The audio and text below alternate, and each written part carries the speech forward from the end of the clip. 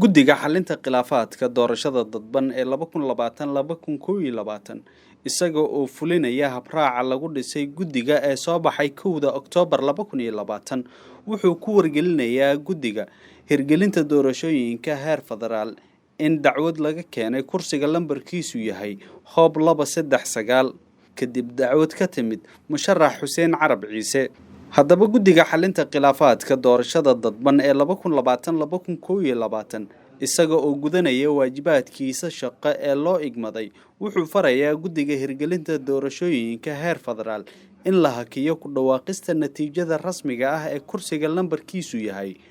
hoob 239 laga bilaabo 2 bisha 11 2020 inta guddiga xalinta khilaafaadka uu go'aan ka gaarayo dacwadda laga soo gudbiyay kursigaas.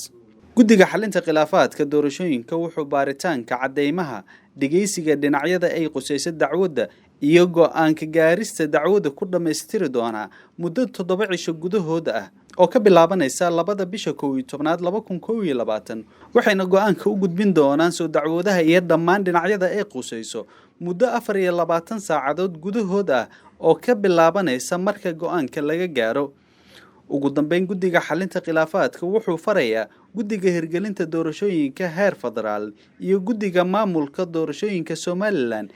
in ay si dhow ula shaqeeyaan xubnaha guddiga xalinta khilaafaadka ee dacwadan gacanta ku haya isla markaana ay dhowraan waqtiyada dhageysiga dacwadda ee lagu qeexay habraacyadii ka soo baxay golaha wada tashiga qaran.